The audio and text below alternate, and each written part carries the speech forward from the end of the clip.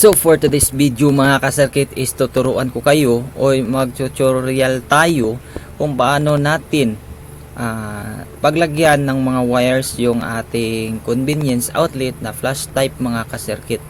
Kasi pag hindi natin yan ginampiran is hindi yan gagana ang the rest na mga saksakan or mga outlet mga kasirkit.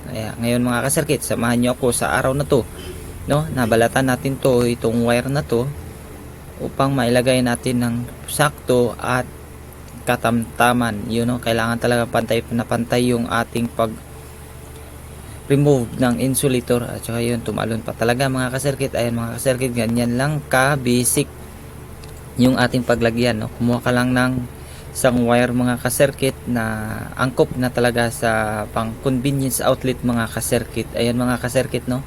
Yan yung ating pag-sit up ngayong umaga mga kasirkit, ngayong araw mga kasirkit. Ayun, no, kailangan talaga na mayroon kang wire stripper at syempre mag gloves ka na rin kasi medyo masakit yan sa kamay pag wala kang gloves kasi maanuhan ka yan eh. Ayun mga kasirkit, no, kailangan talaga na pantay yung pag remove mo ng insulator para ma-exacto mo talaga. Ayan, pagkatapos niyan ay kinakailangan mong ipihit kaunti. Ayan mga kasirkit, no, parang tamang tama lang talaga yung angkop ng distansya. Ayan mga kasirkit, yan yung sinasabi ko na pihitin ng kaunti. Yan, pwede na. Ayan mga kasirkit, no, napaka basic lang itong gawin natin mga kasirkit. Kung gusto nyong magtipid is kailangan nyo tingnan itong video na to para matuto po kayo mga kasirkit kung paano natin i-jumper yung wire na yan, kasi pag hindi natin yan pinaglagyan is yung dalawang saksakan is hindi yan gagana.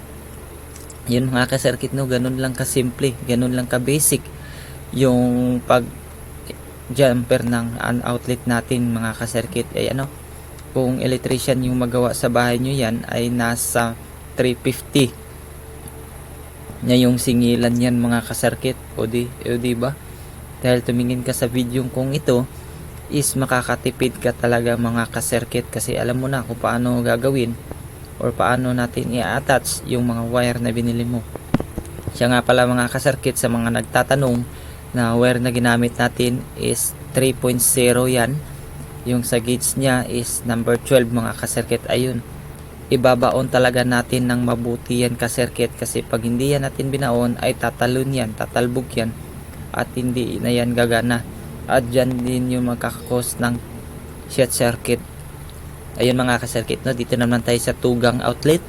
Ayun, ito ang pinakamadali na jumperan mga kasirkit, ang tugang outlet, kasi unlike dun sa trigang is mga maliliit yung jumpering natin.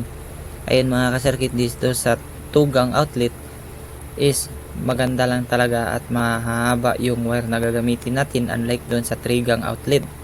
Yun mga kasirkit, no, makikita nyo naman siguro kasirkit kung gaano lang kasimple or ka-basic i-attach natin yung mga wires.